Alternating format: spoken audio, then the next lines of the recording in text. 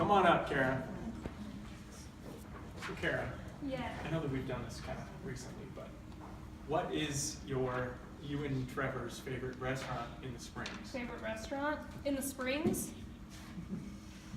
I don't know. We're pretty laid back people.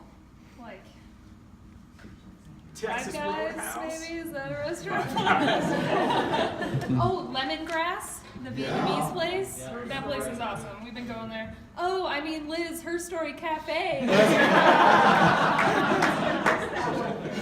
Sorry. We've known the owner for forever at Lemongrass. Really good food. Okay. That's good. I'm excited to hear what you have to say. Thanks. So, Kara with Landess Landscapes. As you guys have probably been through one of my presentations before, it's very hard to trust a landscaper just by me saying, hey, trust me. So I'm going to just blast you with a bunch of pictures from our portfolio so you can see just how awesome we truly are. So a little bit about us. This is our 4-year-old daughter, Briar. She already knows how to drive the MT, so she's going places in life. And Trevor and I obviously own the company, and we started it back in August of 2012, so we're going to be 5 years here this coming August. And as you know, most businesses fail in the first 5 years, and we're like almost there, so I'm pretty sure we're going to make it. And I already told you why we started the company, and just to give you a little bit of an example of how trustworthy landscapers really are, for a company up in Fort Collins that Trevor worked at, he replaced a sprinkler head, which is about a 10-cent piece, for an older lady up there, and the company he was working for charged her $600, and it took less than 30 seconds to replace. So we try to be extremely honest, and there are times where we might lose out on sales because we're so honest, but we'd rather do that than be a traditional landscape company. So here's a before. This was a new build out in Black Forest. As you can see, it's just dirt and this awesome hill, and we love dirt because we can turn it into anything we want. Another view of the dirt. And this, we created a 3D rendering for them so they could see what their project is going to look like. If you could click play for me, please. Falling down on the job. Just going to give you a little snippet. Sorry about the birds chirping. It's a little fun. It's fun. We walk you through the whole thing. This way you can kind of view it. I don't have the type of personality that can see things when they're just verbally described to me.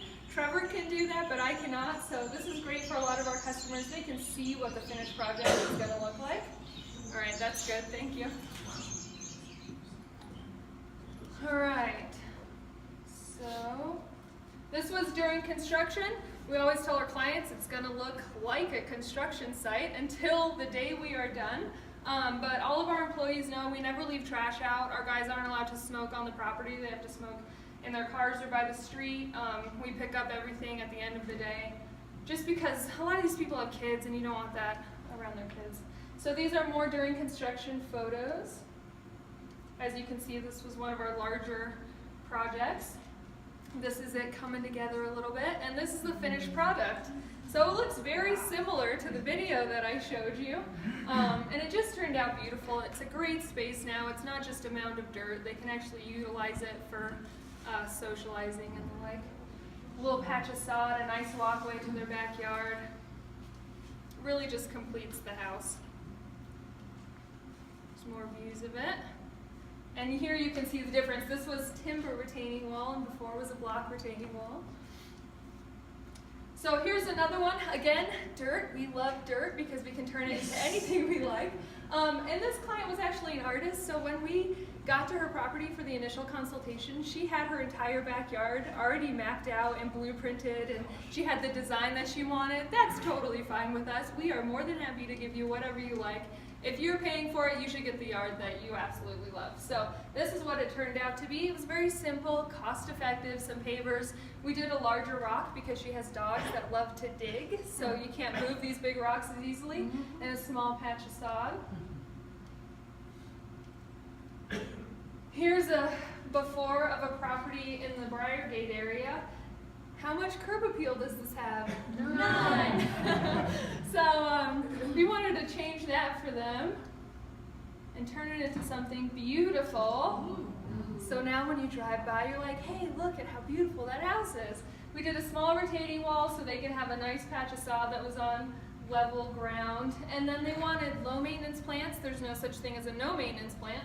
So we did ornamental grasses down here, which basically you just have to hack off once a year. They're really nice. Here's another view of it. And we love the natural lined look, so we don't do a lot of straight lines or squared off things. We like to have things curve and kind of fit in with the landscape. Here's another one, again, dirt. And they just wanted something low maintenance and gorgeous looking. So we put in a little patch of sod just to add some green, some ornamental grasses, this beautiful rock river in here. Just to, if you put too much rock in one place, it looks really dull after a while, so break it up with a rock river. It's kind of a before. He took this picture after he started doing construction on it, but it's going to be a beautiful deck, a nice small deck, but enough to entertain on. I'll show you another view of it here. And this is actually Trex decking, which is composite, and then we have the redwood rails and then the composite handrail, because the thing you touch is going to wear out the fastest, plus it's on top, so if you do the composite on top, it won't wear out as fast. And we also did post cap lighting. It's hard to see, but these are solar lights. They're very cost effective, but they add a great ambiance to your space. Isn't this awesome? This was a hill of weeds, which is great. This is what happens when you do your fence yourself. No, I'm just kidding, I don't know. But, and this was actually for a house flipper, so they wanted something that was really inexpensive and just kind of got the job done so that when people came to look at the house, they weren't totally freaked out by the backyard. So we leveled it out, put some timber retaining walls in, which is the cheaper option, and put some sod in case they had kids. Now they can imagine themselves being in the backyard with their kids. And here's another one.